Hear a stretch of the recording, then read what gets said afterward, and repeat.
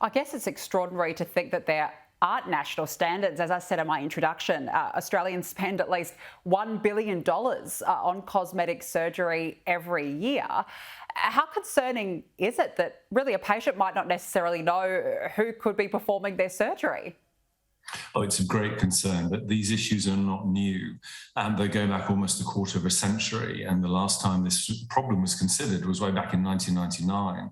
From that consideration, the Walton Cosmetic Surgery Inquiry, the New South Wales Cosmetic Surgery Credential Council was formed, and that failed after just a few years because of the various vested interests of different surgical groups. So the problem itself is not new. What has changed is society around it. There's greater accessibility.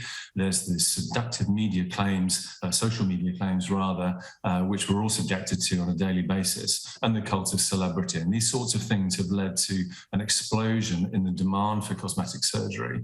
But the legislation and the protections for patients have lagged a long way behind that. And that's what we want to address now. The difficulty is because cosmetic surgery does not address a burden of disease. For example, if one wishes to undergo a facelift or a liposuction procedure, that is not a disease process. And that is the criteria which is fundamentally required for any medical specialty to be recognised as a specialty in its own right. Cosmetic surgery, therefore, cannot be recognised under national law at this moment in time. And that is why the endorsement solution, which I have advocated to government and readily exists under the current national law, would be a practical, pragmatic solution which could be implemented fairly easily and in a straightforward manner. And given right now there aren't any national standards for this, what would be your advice to patients who are potentially looking to undertake surgery? I think patients should be very careful indeed.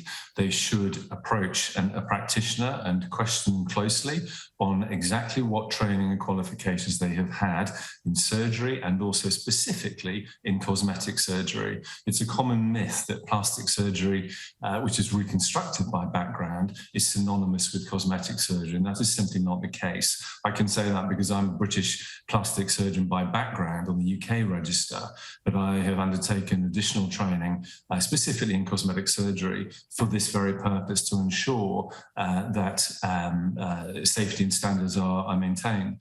And that is the kind of question that patients should be asking of any practitioner they approach, to ensure that that practitioner has had specific training in cosmetic surgery and knows what they're doing.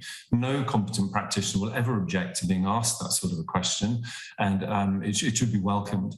And if patients have doubts, then they should simply not undergo surgery with that individual. They should also look for reviews, but be careful of that because some reviews are commissioned in a commercial manner, and they should ask for a variety of supportive material to ensure that the practitioner they consult is bona fide and is trained in the area of cosmetic surgery. Yes, some really good advice. Dr. Patrick Tansley, I appreciate you joining us. Thank you very much. Thank you. Good night.